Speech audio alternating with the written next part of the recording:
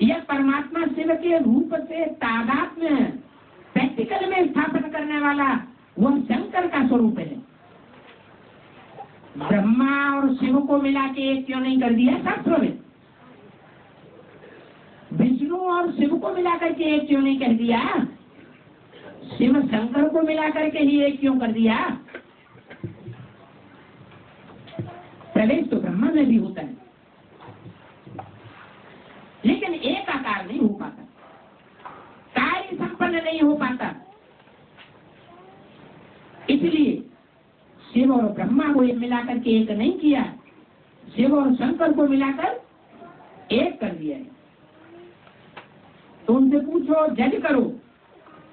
अब आप जज करो, तुमको समझाने में बहुत सहज हो जाएगा जब असली चित्र बनावेंगे। तो क्या सहज हो जाएगा कि गीता का भगवान कृष्ण नहीं है, शिव परमात्मा प्रैक्टिकल में है, जो अभी आया हुआ है वो गीता का भगवान है।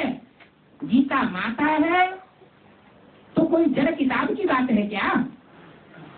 नहीं, गीता माता है, सारे जगत की जननी है, जगदम्बा के रूप में उसका गायन है, जगत की माता है तो जगत पिता भी होगा। गीता माता है तो गीतापति भगवान भी होगा। कोई जड़ शिवलिंग की बात है क्या?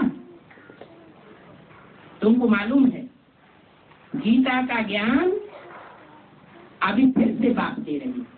फिर से माना, फिर से का अर्थ माना दोबारा। क्या कहा?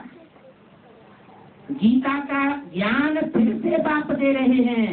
वो तो फिर से का अर्थ क्या लगाए देते?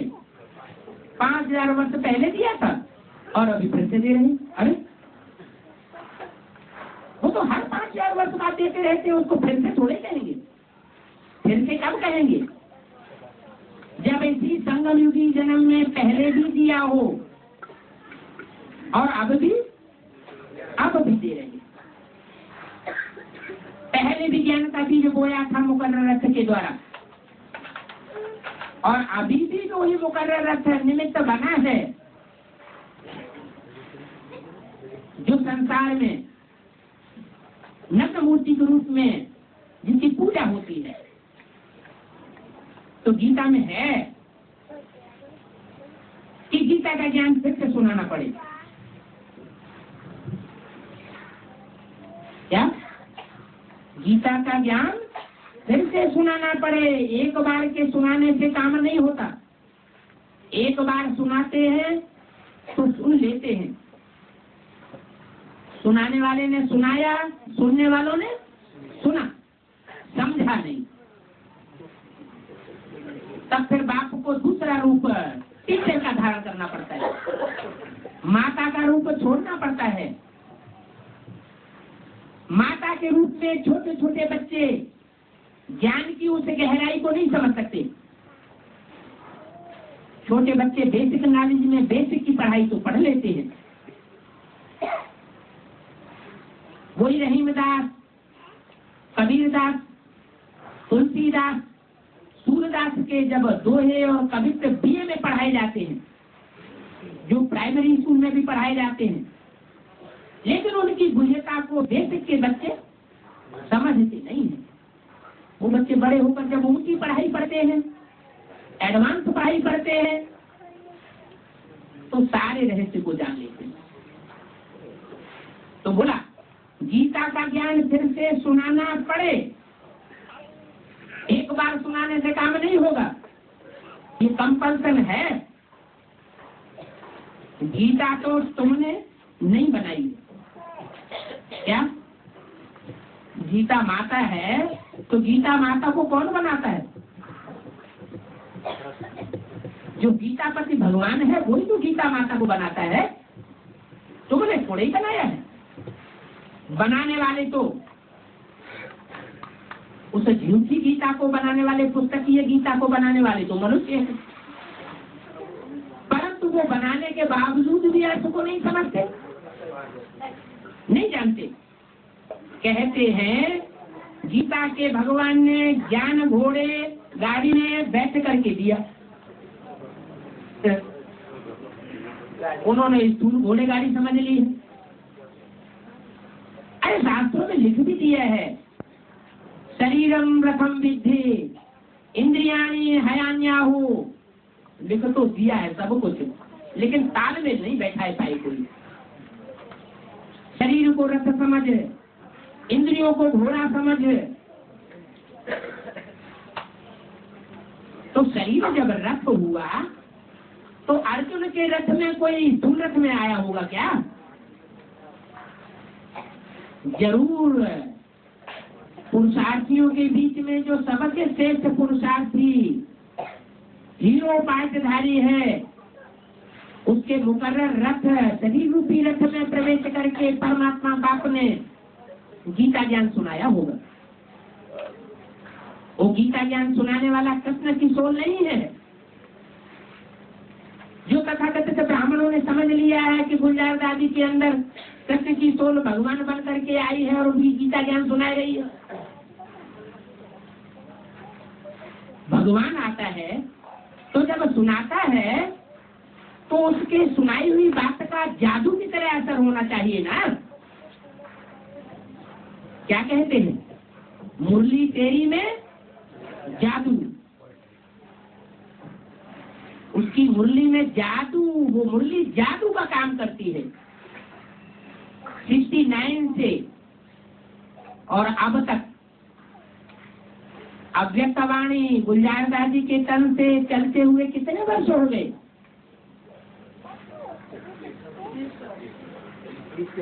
30-31 वर्ष हुए।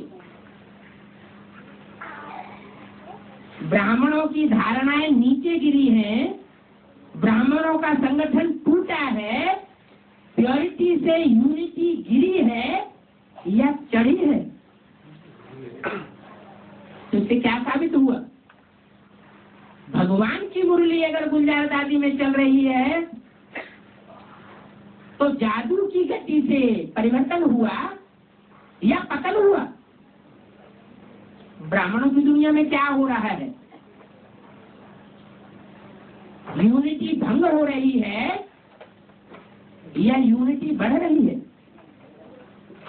फिर जैसे दुनिया में समझते हैं कि दुनिया बहुत आगे बढ़ रही है। क्या आगे बढ़ रही है? जनसंख्या बहुत बढ़ रही है। अरे जनसंख्या बढ़ रही है, महलवाड़ियां अटारियां बढ़ रहे हैं, लेकिन सुख शांति की समृद्धि हो रही है। इसलिए प्यार और सौहार्द, जो सहनशीलता है, एक दूसरे के प्रति होना चाहिए, सहिष्णुता, वो बढ़ रही है या घट रही है? तो उत्थान नहीं हो रहा है, क्या हो रहा है? पतन हो रहा है। जो समझदार हैं वो इस बात को जानते हैं कि दुनिया का पतन हो रहा है। तो कोई घोड़े गाड़ी में परमात्मा बाप ने आकर के ज्ञान नहीं दिया?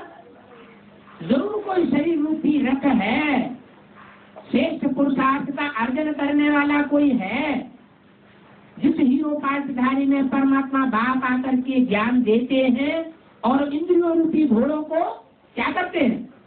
कंट्रोल करते हैं। मन की बुद्धि की लगाम अपने बुद्ध रूपी हाथ में लेते हैं। इस बात को दिखाने के लिए कवि ने रूपक बनाया है। ऐसा चित्रण चित्रकारों ने किया है। जिन चित्रकारों ने, जिन कवियों ने वो चित्रण किया, वो कविता बनाई, वो चित्रकार और कवि तो रहे नहीं। बाद में उसका इंटरप्रिटेशन करने वाले मनुष्य व्याख्या करते रहे। मनुष्य दिन पर दिन विकारी होते गए या निर्विकारी बनते गए। इस दुनिया में विकार तो बढ़ते ही रहे। शास्त्र बनने के बाद तो विकारी बुद्धि से उसके अर्थ कैसे होंगे? अर्थ विकारी होंगे या निर्विकारी होंगे? अर्थ भी विकारी होते गए। विधि विचारी अर्थ होते गए। एक ही गीता और उसकी एक तो आपसे एक ज्यादा गीताएं टीकाएं बन गई। माध्वाचार्य की टीका कहती है कि आत्माएं अनेक है, परमात्मा तुरीय अलग है। और शंकराचार्य की गीता क्या कहती है?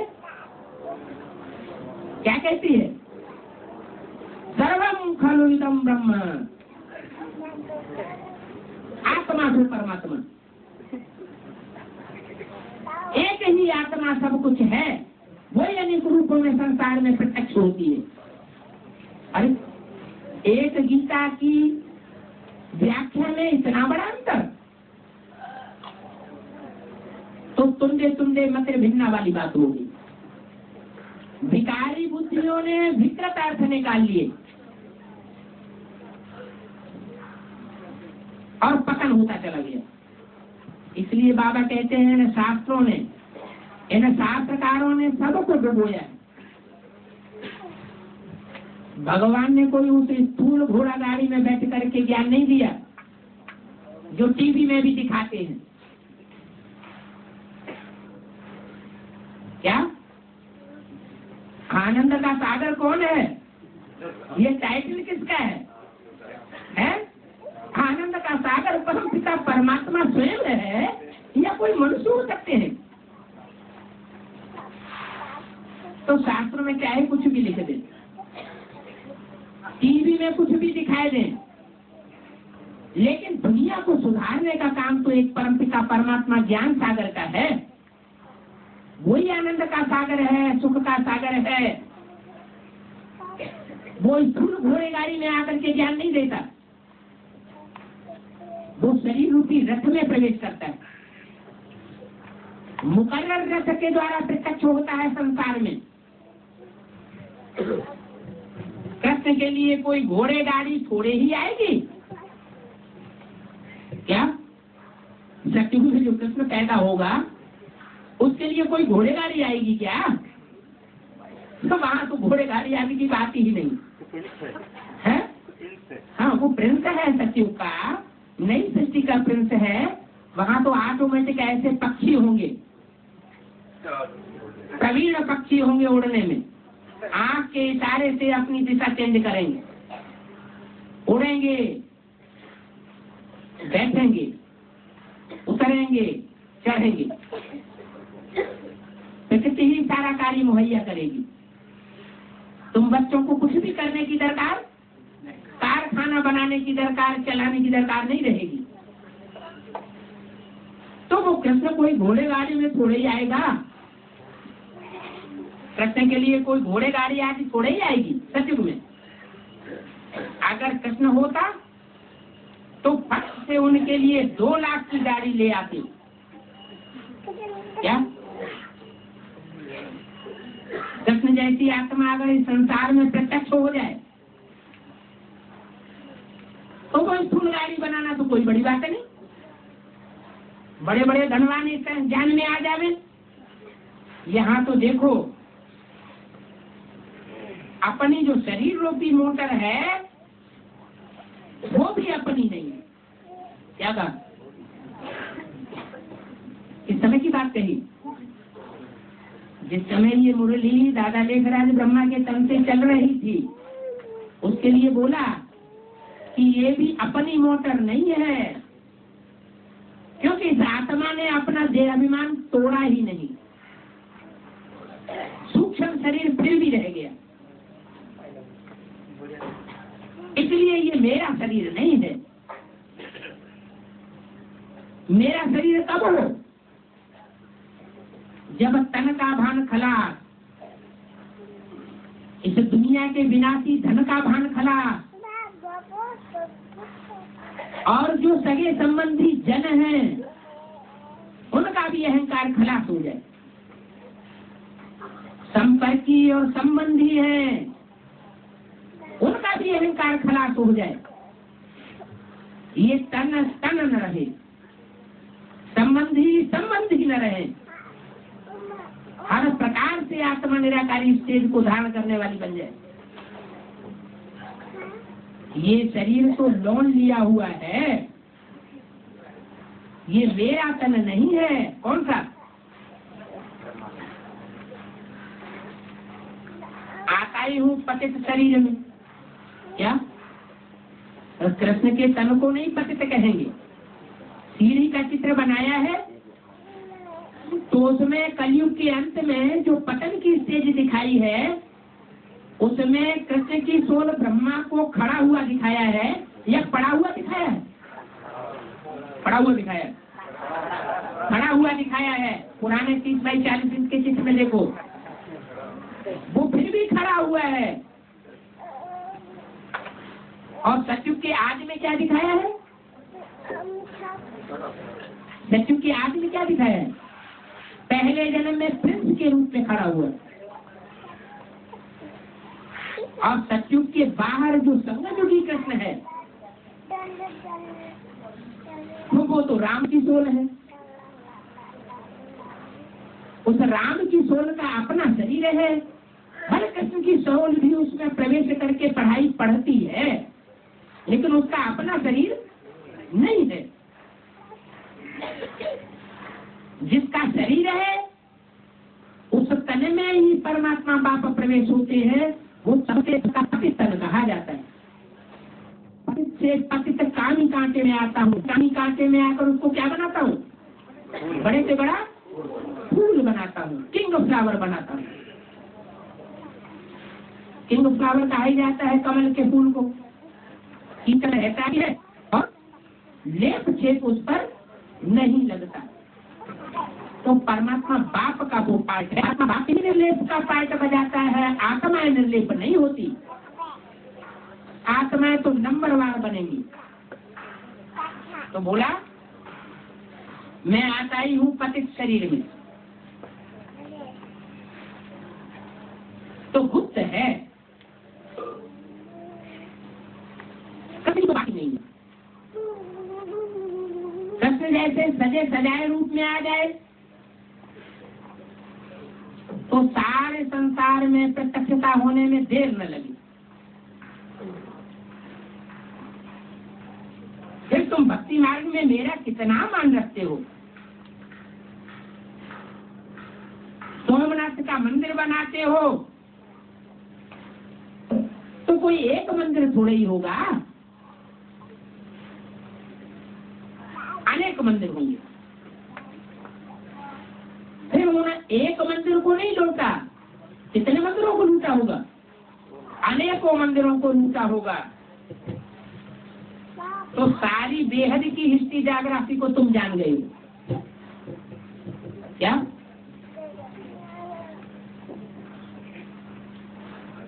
मंदिर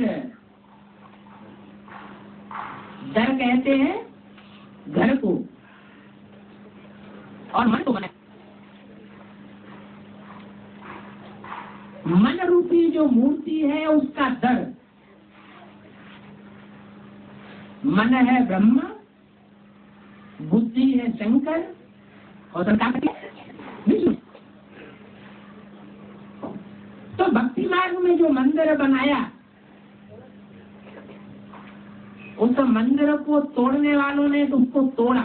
एक मंदिर को नहीं तोड़ा, अनेक मंदिरों को तोड़ा है, पवित्रता को भंग किया है। पाठ चल रहा है। मुसलमानों का पाठ बजाने वाले ब्राह्मणों की नहीं है, बाहर की दुनिया में नहीं है। ऐसे नहीं आधार मूर्तों की दुनिया में ही है, ब्राह्मणों की एडवांस पार्टी की दुनिया में है, जो उन मंदिरों को, भगवान के मंदिरों को तोड़ रहे हैं, उनकी पवित्रता को भंग कर रहे हैं। इसलिए भारतीय परंपरा में ये चलन प्रसिद्ध रही है कि विदेशियों के पांव मंदिर में नहीं पड़ने चाहिए।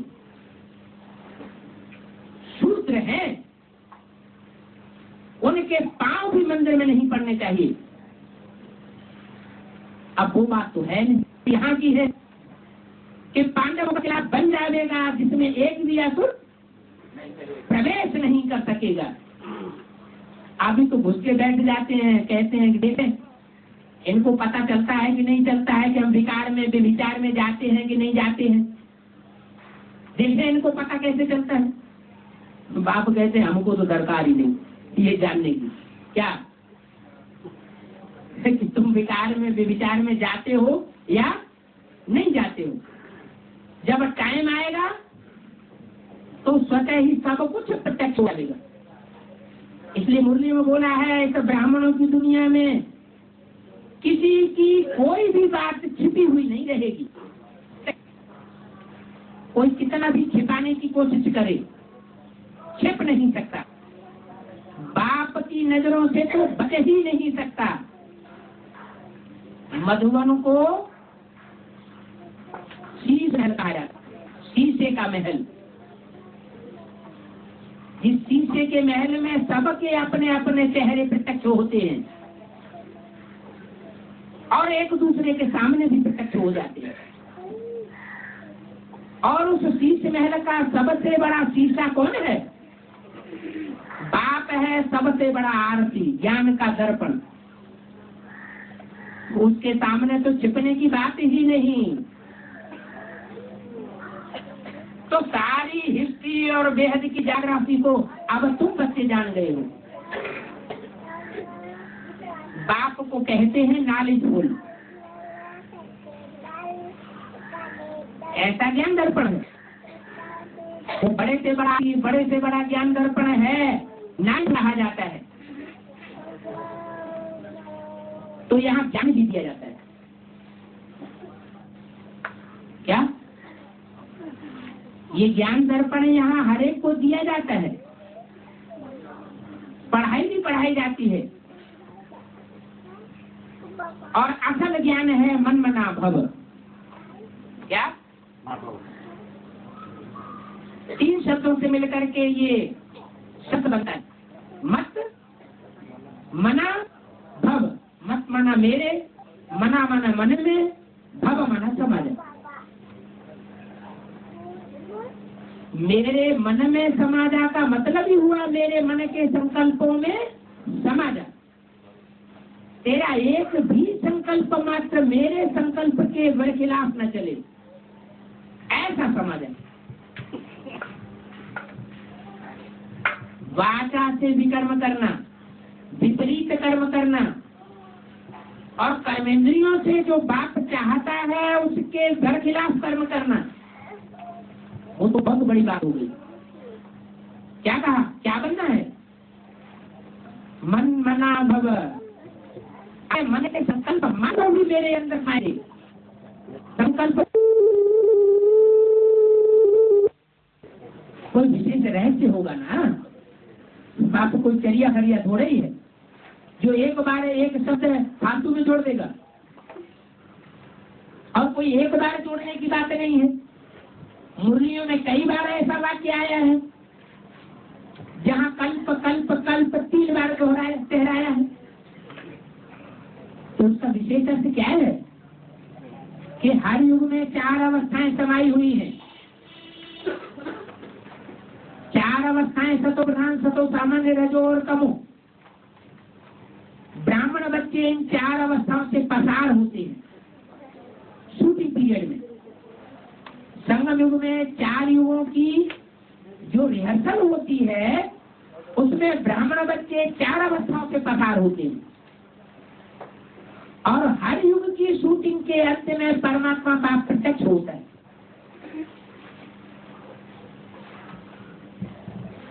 सतयुग की शूटिंग के अंत में प्रत्यक्ष होता है तो त्रेता के अंत तक प्रत्यक्ष होता रहता है। फिर द्वापर के आदि में प्रत्यक्ष होता है तो द्वापर के अंत तक प्रत्यक्ष होता रहता है। बच्चों की बुद्धि में बच्चों की लाइन लगी ही रहती है समझने के लिए, उस बात को पहचानने के लिए। और लास्ट में त्रेता युग की शूटिंग में भी प्रत्यक्ष होता है। तो जिन जिन बच्चों की बुद्धि में प्रत्यक्ष होता है हर बच्चा 4 अवस्थाओं से पसार होता है। क्या जो भी बच्चा पहली बार ज्ञान में आता है, बाप को पहचानता है या बाप के प्रति समर्पित होता है तो सतो प्रधान बुद्धि होती है, भावना सात्विक होती है। के प्रति प्यार, असीम प्यार होता है। कोई की बातों में उस समय आया हुआ नहीं होता।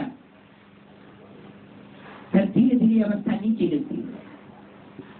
जैसे जैसे दूसरे ब्राह्मण बच्चों के संग में संपर्क में आता जाता है, उनकी बातों का प्रभाव पड़ता जाता है, मनुष्य गुरुओं की मत को अपनाता जाता है और एक बाप की वाणी को भूलता जाता है। वैसे वैसे सतो प्रधान से सतो सामान्य से रजो और रजो से तमो की ओर भागता है। तो इसलिए बोला कल्प कल्प कल्प के संगम युग पर बाप वर्षा देने आते। काहे का वर्षा? ज्ञान रत्नों का वर्षा देने आते हैं, गुण रत्नों का वर्षा देने आते हैं, शक्तियों का वर्षा देने आते हैं, हर प्रकार का वर्षा देने आते हैं, गति सदगति का वर्षा देने आते हैं। शास्त्रों में तो युग युग लिख दिया है। गीता शास्त्र में क्या लिखा है? संभवामि युगे युगे, मैं हर युग में आता हूँ। हर युग में आता हूँ तो 4 बार 4 अवतार दिखाना चाहिए। 10 अवतार और 24 अवतार क्यों दिखाई दिए?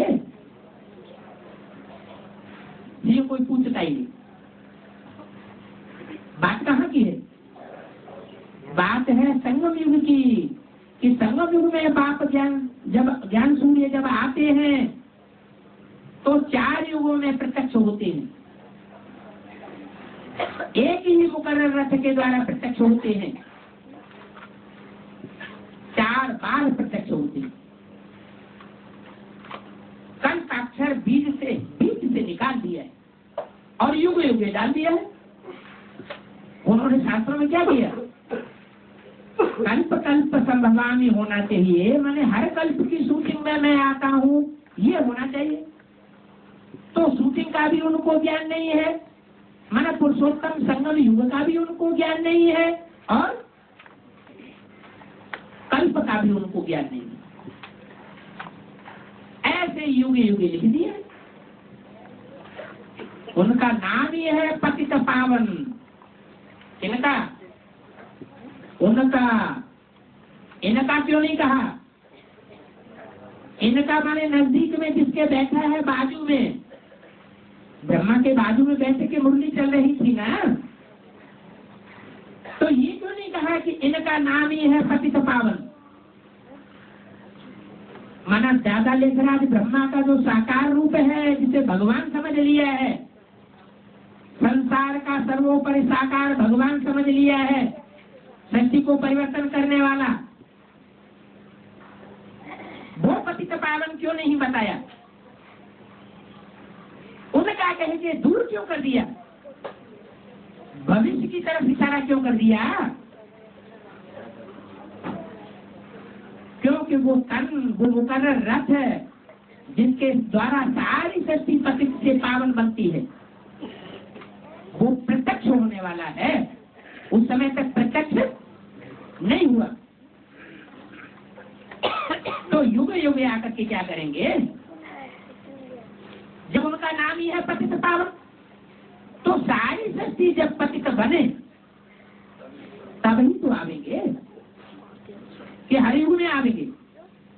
सत्युग 16 कला संपूर्ण, त्रेता 14 कला संपूर्ण, द्वापर 8 कला संपूर्ण और कलयुग 4 कला से घट करके 0 कलाहीन। तो पूरी ही कलाएं उतर जाएगी, पूरा ही पतित पने का ग्रहण लगेगा, तब आऊंगा या बीच में आ जाऊंगा? हर युग में आता रहूंगा। कल्प में एक बार आकर के पावन बना करके चले जाते हैं। क्या कहा?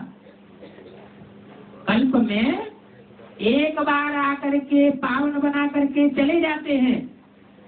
अच्छा, जब एक ही बार आकर के पावन बना के चले जाते हैं तो फिर ऊपर ये क्यों कहा कि बरोबर बाप कल्प कल्प कल्प के संगम युगे वर्षा देने आते हैं? इससे साबित होता है कि संगम युगी शूटिंग की बात कर रहे हैं, 5000 वर्ष के कल्प की बात नहीं है। तो बाप कहते हैं मुझे तलाक मत देना, मैं पुरुषोत्तम संगम युग में एक ही बार आता हूँ, सारी सृष्टि की सदगति करके वापस जाता हूँ, बार बार मैं नहीं आता हूँ। एक ही बार एक ही मुकर्रर रथ से बाप टीचर सदगुरु के रूप में प्रत्यक्ष होता हूँ, फिर मौका नहीं लगेगा। इसलिए मेरे को तलाक नहीं देना। आजकल स्त्रियां पति को तलाक देती हैं, क्या स्त्रियां पति को तलाक देती हैं आजकल। बाप कहते हैं तुम सब सीताएं हो, तुम सब सजनियां हो, तो तुम मेरे को तलाक मत देना। हिंदू नारी पति को कभी तलाक नहीं देती थी। क्या जो देवी देवता सनातन धर्म के थे, जो द्वापर युग से अपन को हिंदू कहने लगे, उनमें जो नारियां हिंदू नारियां थी, वो पति को कभी भी तलाक नहीं देती थी। लूला, लंगड़ा, अंधा, कोढ़ी, काना, कुज्जा, दुष्ट स्वभाव वाला, चोर डकैत, कैसा भी क्यों न हो, लेकिन जैसा मिल गया, उनको एक बार वर्ण कर लिया, तो कभी भी उसको तलाक नहीं देती थी। तो ये किसने सिखाया? ये तलाक देना किसने सिखाया? रावण ने। किसने? 10 सिरों वाले रावण ने सिखाया, कोई नहीं सिखाया। जो विदेशी और विधर्मी निकले, उन धर्म पिताओं के फॉलोअर्स ने सिखाया। हम उन विदेशियों और विधर्मियों के प्रभाव में आते रहे और दूषित होते रहे। तुमको मुरली सुननी है जरूर, क्या? हिंदू नारियां कभी तलाक नहीं देती थी, अब तलाक देने लग पड़ी। हिंदू नारियां भी हिंदुस्तान में भी तलाक देने लग पड़ी। तो किसका प्रभाव पड़ा? किसका संग का रंग लगा? किसके शासन में आ गए? विदेशियों और विधर्मी शासन में आ गए, प्रभावित हो गए। तो प्रभावित न हो इसके लिए क्या करना है? मुरली रोज जरूर सुननी है। क्या कहा? क्या? जो क्लास नहीं करते हैं, मुरली नहीं पढ़ते हैं, तो उनका फिर ये हाल होता है। इसलिए मुरली जरूर सुननी है। मुरली न सुनने से तो गोया बाप टीचर को भूल गया। इसको किसको भूल गया? बाप को भी भूल गया और टीचर को भी भूल गया। तुमको भी कितना अटेंशन देना है। अब नापास होंगे तो कल्पांतर नापास होते रहेंगे। हर कल्प में क्या होगा? नापास होते रहेंगे। अंत में सबको मालूम पड़ जाएगा कि किसने कितनी पढ़ाई पढ़ी, कितने सुप्रीम टीचर की कब पढ़ाई पढ़ी है, टीचर का रिगार्ड नहीं किया, पंक्चुअल नहीं रहा, रेगुलर नहीं रहा, पढ़ाई कम पढ़ी, इसलिए कम पद पाया।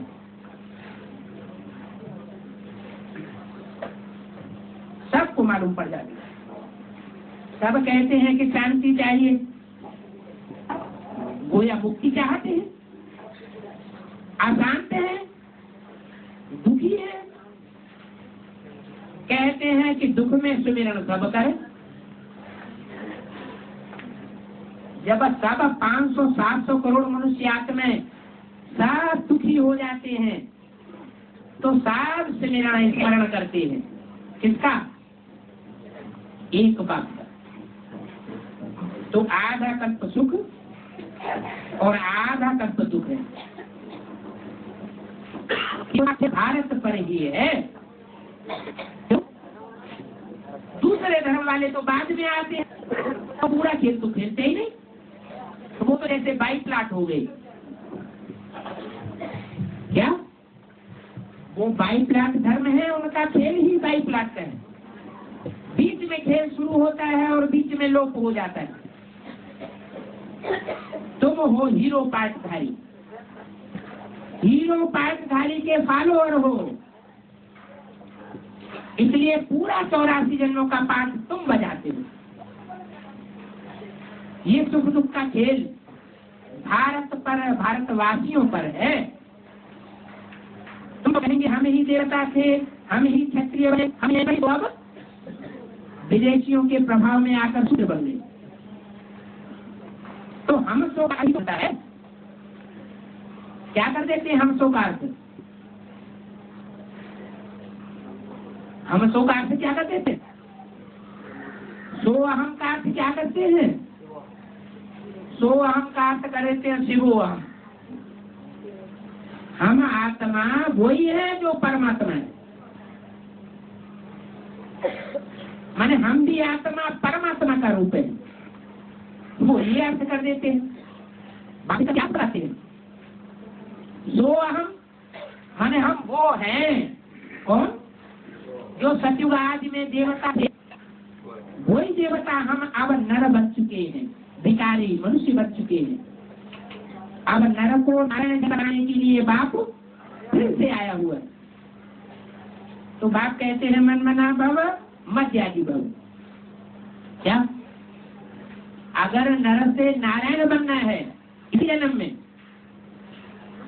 नर से अगला जन्म लेकर प्रिंस नहीं बनना है, तो क्या करना पड़े? दो बातें करनी पड़े, मन मना भव और मध्यादि भव। वो संकल्प मात्र होगी, मेरे में समाधि, और क्या? लेकिन फिर प्रैक्टिकल में जो भी कर्म करे वो किसके लिए करे? जो कर्म मेरे को पसंद न हो वो न करे। खुद धारण करके और वो धारण कराए तो अहो सौभाग्य। ये दो महामंत्र हैं, कौन कौन से? मनमना भव और मध्यादि भव।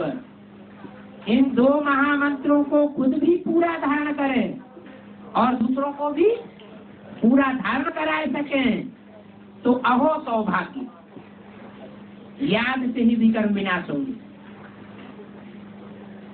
कहाँ गंगा में स्नान करना और कहाँ एक की याद में रह करके पावन रहना, कितना फर्क हो गया। क्या कहा? कहाँ गंगा में स्नान करना, कौन सी गंगा में? चाहे पानी की गंगा हो और चाहे ज्ञान की चैतन्य गंगा हो, उसमें श्रद्धा विश्वास भावना अर्पण करना, उनको ही टीचर समझ लेना, उनको ही गुरु मान लेना, उनकी ही बातों पर चल पड़ना, एक बात हुई। और उस सुप्रीम सोल जो शिव शक्ति पर आया हुआ है मुकर्रर रथ में, उसको बाप टीचर सदगुरु मानना, उसकी एक की याद में रहना, इन दोनों बातों में बहुत फर्क है। बच्चों को ज्ञान के पैसे की बहुत कदर होनी चाहिए।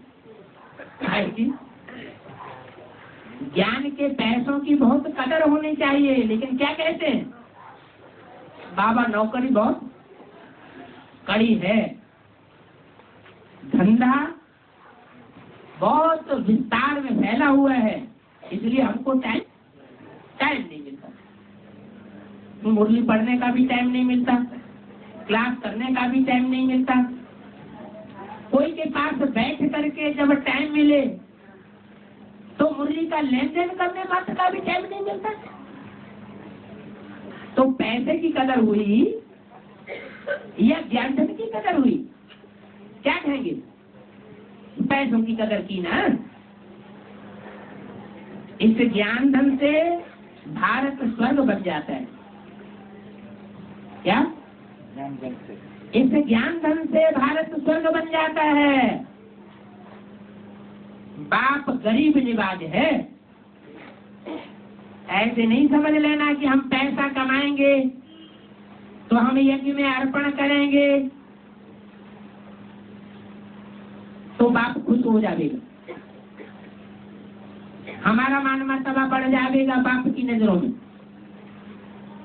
वो तो मनुष्य गुरु होते हैं, जब प्रवचन करते हैं तो धनवानों को आगे बैठाए लेते हैं, गरीब बेचारे पीछे ही बैठते हैं, दूर, दृष्टि भी नहीं पड़ती। वो धनवानों को पकड़ते हैं। कौन? देहदारी धर्म गुरु। कौन सी दुनिया में? पहले तो ब्राह्मणों की दुनिया में वो धनवानों को पकड़ते हैं और बाप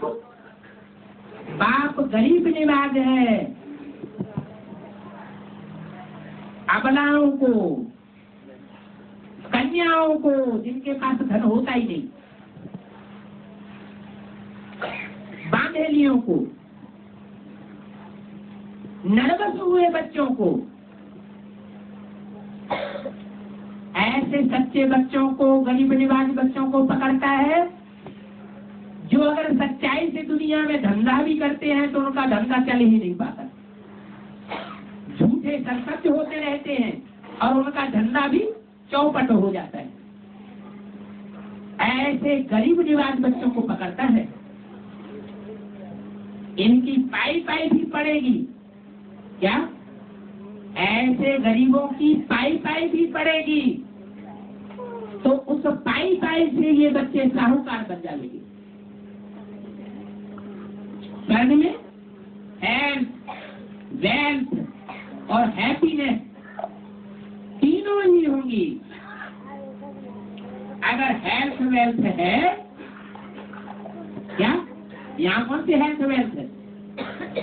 यहाँ मन अगर हेल्दी है, स्थूल तन की हेल्थ की बात नहीं, उसके लिए तो बोला है ये तन सड़ता जाएगा और आत्मा, मन बुद्धि रूपी आत्मा पावरफुल बनती जाएगी। तो स्थूल शरीर की हेल्थ की बात नहीं कही। क्या कहा? अगर हेल्थ वेल्थ है, मन स्वस्थ है, बुद्धि स्वस्थ है, हेल्दी है, वेल्दी है, तो हैप्पीनेस की जरूर रहेगी। है भी नहीं? कोई करोड़पति है इस दुनिया में स्थूल धन का और शरीर से एकदम पहलवान स्वस्थ है तो वो दुखी नहीं हो सकता? ऐसी कोई गारंटी है? ऐसी कोई गारंटी नहीं है। सब दुखी हो रहे हैं। अगर हेल्थ हो, वेल्थ न हो तो हैप्पीनेस तो हो ही नहीं सकती। सचमुच में हेल्थ वेल्थ है तो सदैव हैप्पी रहते हैं। वहां रोना कब नहीं होता। क्या कहा? यहाँ भी अगर किसी को रोना होता है, ब्राह्मणों की संग में भी दुनिया में, तो उससे क्या साबित होता है? बांधेली माताएं बहुत रोती है। रोने का कारण क्या है? क्या चीज नहीं है तीनों में से उनके पास? है हैप्पीनेस नहीं है तो क्यों नहीं है? वेल्थ नहीं है, ज्ञान की वो गहराई नहीं है, इसलिए रोती है। अगर भरपूर वेल्थ हो तो रोने का सवाल ही नहीं। तो वहां सत्युग में रोना कब होता ही नहीं। संग विभु स्वर्ग में भी कब रोए नहीं सकते। तो अब भी तुम बच्चों को यहाँ रोना नहीं है। इसलिए बाप कहते हैं रोने वाले बच्चों को बाप पसंद नहीं करते। क्या किनको पसंद करते हैं? हैं? ज्ञानी तू आत्मा मुझे विशेष प्रिय है, ज्ञानी तू आत्मा मुझे विशेष प्रिय है, हर्षित मुख रहने वाली आत्मा मुझे विशेष प्रिय है, कभी न रोने वाली आत्मा मुझे विशेष प्रिय है। एक ही बात है या अलग अलग बात है? एक ही बात है या अलग अलग बातें हैं? एक ही बात है। जो ज्ञानी आत्मा होगी वो हर स्थिति में अपने को सेट कर लेगी ज्ञान की पराकाष्ठा के आधार पर। तो तुमको भी यहाँ रोना नहीं है, परंतु माया की तूफान बच्चों को मुरझाए देते हैं। क्या सारा ज्ञान ही उड़ाए देते हैं। हेल्थ मिलती है हॉस्पिटल से, क्या हेल्थ कहीं से मिलती है? हॉस्पिटल से। तो माउंट आबू में क्या खोल देना चाहिए? हैं? ग्लोबल हॉस्पिटल खोल देना चाहिए। अरे यहाँ जिस्मानी हॉस्पिटल की बात है या रूहानी हॉस्पिटल की बात है? जिस्मानी हॉस्पिटल तो दुनिया में कितने खुलते रहे, जो भी धर्म वाले आए सबने वो जिस्मानी हॉस्पिटल खुलवाए। उनसे दुनिया में रोग बढ़े हैं कि घटे हैं? मध्य बढ़ता गया जो दवा की, तो फायदा क्या हुआ? बाप तो आकर के ऐसा रूहानी हॉस्पिटल खोलते हैं, एक ही बार ऐसा रूहानी हॉस्पिटल खोलते हैं जिससे 21 जन्म के लिए हम निरोगी बन जाएंगे। तो हॉस्पिटल से वेल्थ मिलती है, तो हॉस्पिटल से हेल्थ मिलती है, और वेल्थ मिलती है पढ़ाई से। हमारी यूनिवर्सिटी कैसी है? रूहानी हॉस्पिटल का यूनिवर्सिटी है। क्या है इसका नाम? रूहानी हॉस्पिटल कम यूनिवर्सिटी है। सिर्फ यूनिवर्सिटी नहीं है, क्या है? रूहानी हॉस्पिटल भी है। तो देखो मेरे बच्चे कितने गरीब हैं। 3 पैर पृथ्वी में हॉस्पिटल खोल देते हैं मेरे बच्चे। क्या ऐसा कोई बच्चा है जिसने ये शिकायत की हो कि बाबा हमारे पास तो एक ही कमरा है, हमको गीता पाठशाला खोलने की परमिशन नहीं दी गई क्योंकि हमारे पास एक ही कमरा है? ऐसा कोई बच्चा है जिसको परमिशन न मिली हो? अगर लक्ष्मी नारायण जैसे युगल बनने वाले कोई बच्चे हैं जो ये पक्का निश्चय करके बैठे हैं कि हम तलाक नहीं देंगे, क्या भले जानते हैं कि सतयुग में जोड़ियां बदल जाएंगी, लेकिन पक्का निश्चय क्या किया हुआ है कि हम तलाक नहीं देंगे, एक दूसरे का साथ निभाएंगे। ऐसी कोई युगल जोड़ी बच्चे हैं, अगर उनके पास एक ही छोटा कमरा है